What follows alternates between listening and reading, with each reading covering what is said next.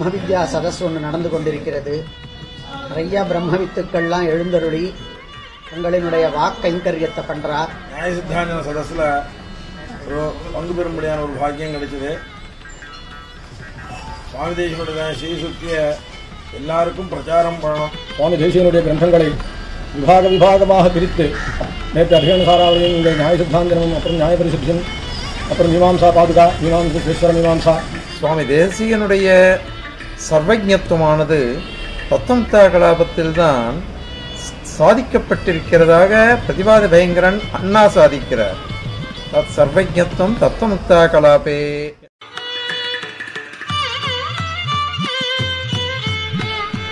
இங்கே மயிலாப்பூரில் எழுந்தருளி இருக்கக்கூடிய சுவாமி தேசிகனுடைய சந்நிதியில் ஸ்ரீனிவாசன் எழுந்தருளி 100வது வருஷம்.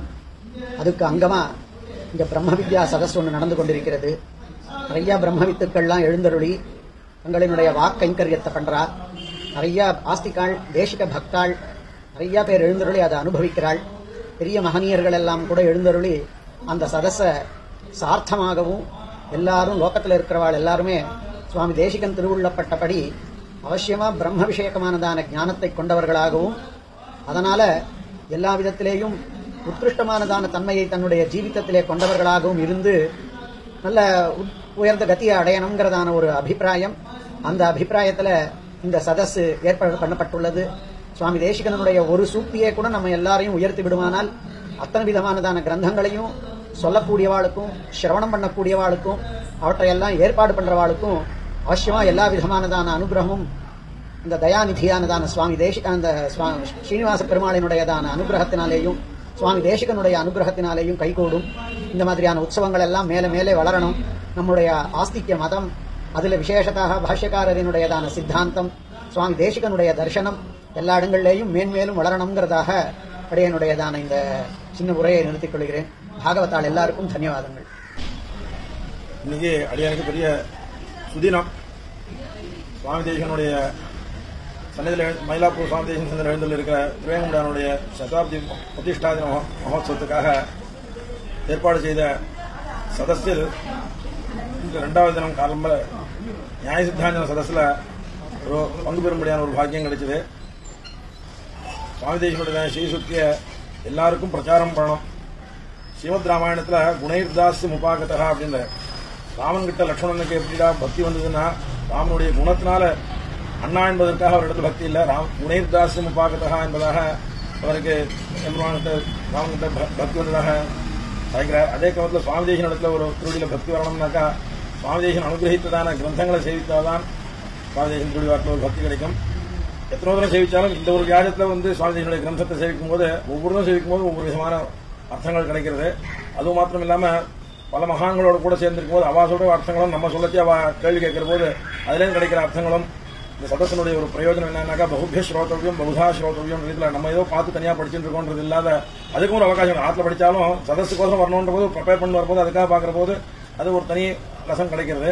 இங்க வந்திருப்பாடு மகான்களோட கூட சம்பாதம் வரப்போது அதுல இருந்து அவர்கள் சொல்வதையும் கேட்பதிலிருந்தும் அவர் கேட்கிற கேள்விகள் இருந்தும் இப்படியும் ஒரு கேள்விகள் இருக்குது, இதுல இருந்து நமக்கு சமாதானம் இப்படியும் சொல்லலாம், இல்லை இந்த கேள்விகளுக்கு எப்படி சமாதானம் சொல்லலாம்ன்ற நமக்கு ஒரு சிந்திக்க முடியாத ஒரு அவகாசம் கிடைக்கிறதுனால இந்த மாதிரி சபைகள் மேலும் நிறைய நமக்கு சம்பிரதாயத்துல நடந்ததுன்னா கேட்கிறவாளுக்கும் பங்கு கொள்றவாளுக்கும் இதனால பிரயோஜனம் உண்டு. சுஷாச்சமே சுதினந்தமே இன்றைய தினம் நல்ல சுதினமான தினம்.